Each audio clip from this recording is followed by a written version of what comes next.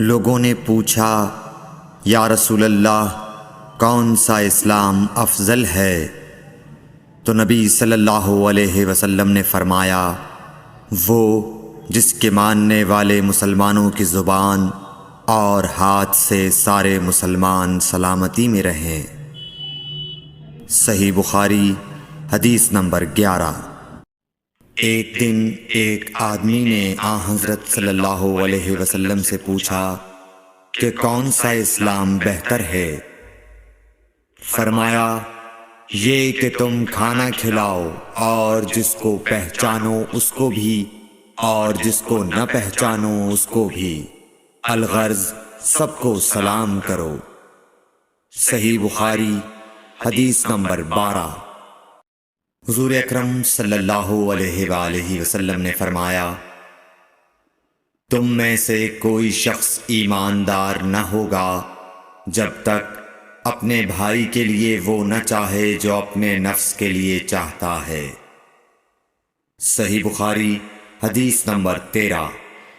رسول کریم صلی اللہ علیہ وسلم نے فرمایا، قسم ہے اس ذات کی جس کے ہاتھ میں میری جان ہے، تم میں سے کوئی بھی ایماندار نہ ہوگا جب تک میں اس کے والد اور اولاد سے بھی زیادہ اس کا محبوب نہ بن جاؤں۔ صحیح بخاری حدیث نمبر 14۔ حضرت صلی اللہ علیہ وسلم نے فرمایا، تم میں سے کوئی شخص ایماندار نہ ہوگا جب تک اس کے والد اور اس کی اولاد اور تمام لوگوں سے زیادہ اس کے دل میں میری محبت نہ ہو جائے۔ صحیح بخاری حدیث نمبر 15۔ نبی کریم صلی اللہ علیہ وآلہ وسلم نے فرمایا، 3 خصلتیں ایسی ہیں کہ جس میں یہ پیدا ہو جائیں اس نے ایمان کی مٹھاس کو پا لیا۔ اول یہ کہ اللہ اور اس کا رسول اس کے نزدیک سب سے زیادہ محبوب بن جائیں۔ دوسرے یہ کہ وہ کسی انسان سے محض اللہ کی رضا کے لیے محبت رکھے۔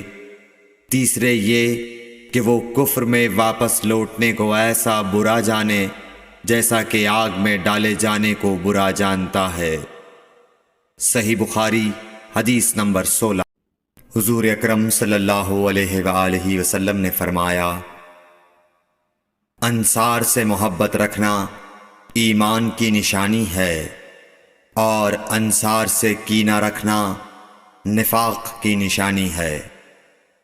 صحیح بخاری حدیث نمبر 17۔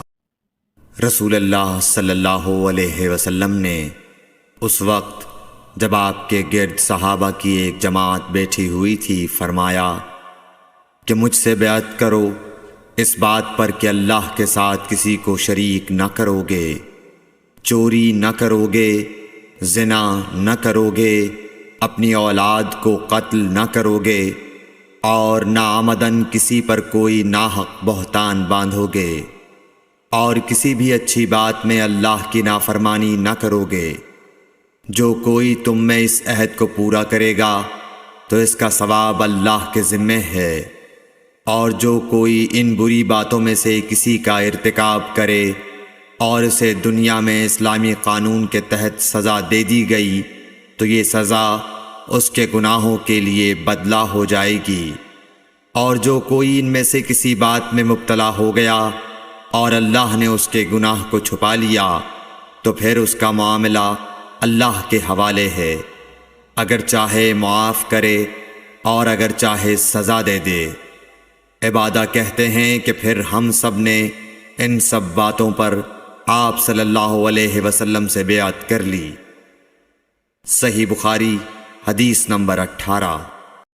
رسول اللہ صلی اللہ علیہ وسلم نے فرمایا، وہ وقت قریب ہے جب مسلمان کا سب سے عمدہ مال اس کی بکریاں ہوں گی، جن کے پیچھے وہ پہاڑوں کی چوٹیوں اور برساتی وادیوں میں اپنے دین کو بچانے کے لیے بھاگ جائے گا۔ صحیح بخاری حدیث نمبر 19۔ رسول اللہ صلی اللہ علیہ وسلم کسی کام کا حکم دیتے تو وہ ایسا ہی کام ہوتا جس کے کرنے کی لوگوں میں طاقت ہوتی۔ اس پر صحابہ کرام نے عرض کیا کہ یا رسول اللہ، ہم لوگ تو آپ جیسے نہیں ہیں، آپ تو معصوم ہیں اور آپ کی اللہ پاک نے اگلی پچھلی سب لغزشیں معاف فرما دی ہیں، اس لیے ہمیں اپنے سے کچھ زیادہ عبادت کرنے کا حکم فرمائیے۔ یہ سن کر آپ ناراض ہوئے، حتیٰ کہ خفگی آپ کے چہرہ مبارک سے ظاہر ہونے لگی۔ پھر فرمایا کہ بے شک میں تم سب سے زیادہ اللہ سے ڈرتا ہوں اور تم سب سے زیادہ اسے جانتا ہوں، پس تم مجھ سے بڑھ کر عبادت نہیں کر سکتے۔ صحیح بخاری حدیث نمبر 20۔